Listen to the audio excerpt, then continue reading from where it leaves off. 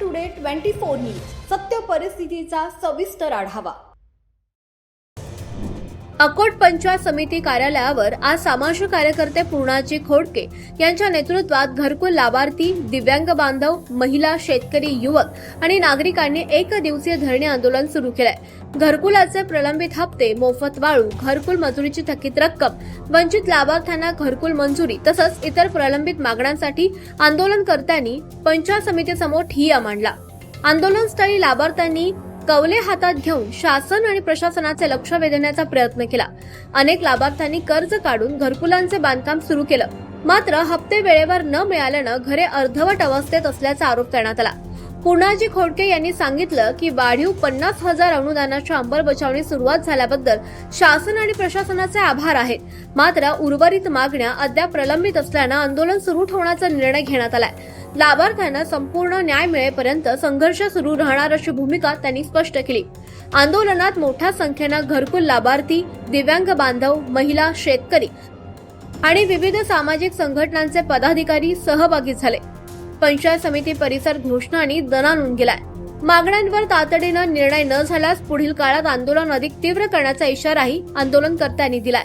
आम्ही अकोट पंचायत समिती कार्यालय या ठिकाणी गेल्या 6 ते 8 महिन्यापासून घरकुलाचे जे हप्ते प्रलंबित रखडलेले आहेत, जसे की प्रधानमंत्री आवास योजना या योजनेचे मंजुरात मिळून सुद्धा 8 ते 10 महिन्यापासून अंदाजे पहिला हप्ता सुद्धा अद्यापही वितरित करण्यात आलेला नाही, पहिला हप्ता सुद्धा मिळालेला नाही।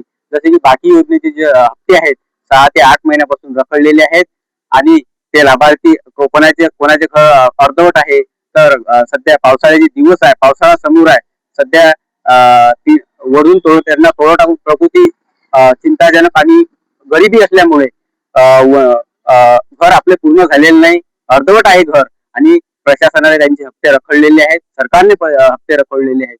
आणि इतर जी मागणी आहे की बाबा घरकुल लाभार्थ्यांना मोफत वाळू उपलब्ध करून देण्यात यावी, हा शासनाचा जी आर असताना सुद्धा या जी-आरची कुठलीही अंमलबजावणी होताना दिसत नाही। या जी-आरची सुद्धा अंमलबजावणी करण्यात यावी आणि गावागावात पात्र घरकुल लाभार्थी, गोरगरीब, दिव्यांग, शेतकरी, शेतमजूर, नागरिक, गोरगरीब हे अद्यापही घरकुलापासून वंचित आहे, त्यांचं सर्वेक्षण करून त्यांना तातडीने घरकुलाचा सर्वेक्षण करून त्यांना लाभ देण्यात यावा आणि गावागावात जे घरकुल लाभार्थी आहेत त्यांना घरकुल मंजूर झाले, परंतु त्यांच्याकडे जागा उपलब्ध नसल्यामुळे त्यांना घरकुलापासून वंचित राहावे लागत आहे। अशा लाभार्थीचे सुद्धा सर्वेक्षण करून तातडीने त्यांना घरकुलाचा लाभ देण्यात यावा आणि जे काही स्थानिक प्रशासन दिरंगाई करत आहे त्यांना देण्यास याची चौकशी करून त्यांच्यावर सुद्धा कारवाई करण्यात यावी।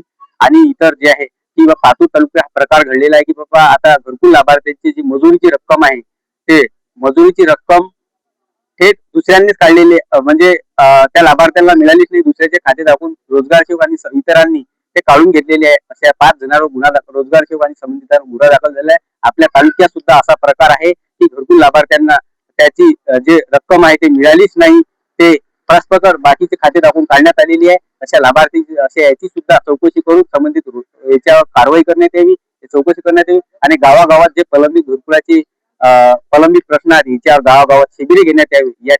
या संदर्भात आम्ही आज अकोट पंचायत समिती कार्यालय या ठिकाणी एक दिवसीय धरणे आंदोलन पुकारलेले आहे आणि प्रशासनाने मागण्या आमच्या तातडीने पूर्ण करण्यात याव्या। प्रशासनाने एक जी मागणी आहे की घरकुल अनुदानाची 50,000 रुपयात वाढ, त्याची काही प्रमाणात अनुदानात लाभार्थ्यांना भेटण्यास सुद्धा सुरुवात झाली, त्याबद्दल आम्ही प्रशासनाने आभार मानतो, परंतु ज्या बाकी मागण्या आहेत त्याचा प्रशासनाने विचार करावा आणि तातडीने त्यावर तोडगा काढावा आणि त्या सोडवण्यात याव्या। यासाठी आज आम्ही अकोट पंचायत समिती कार्यालय या ठिकाणी एक दिवसीय धरणे आंदोलन पुकारलेले आहे। प्रशासनाचे मागण्या जर गंभीर हे केल्या नाही तर आम्ही यही मोठा आंदोलन, मोठा रस्ता रोको किंवा ग्रामीण विकास यंत्रणा किंवा जिल्हाधिकारी यांना सुद्धा घेराव भरणार आहोत, असा आमचा प्रशासनाला इशारा आहे। प्रशासनाने आमच्या या मागण्यांची तातडीने गंभीर स्वरूपात दखल घ्यावी, अन्यथा हा लाभार्थ्याचं जे रूप आहे ते धारण करू।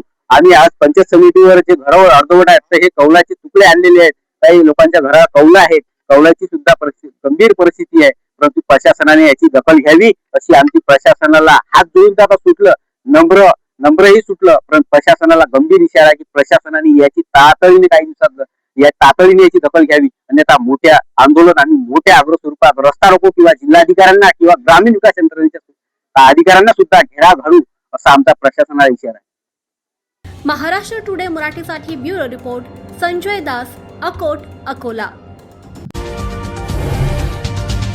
आजच महाराष्ट्र टुडे 24 न्यूजला सबस्क्राईब करा आणि सत्य परिस्थितीचा सविस्तर आढावा पहा.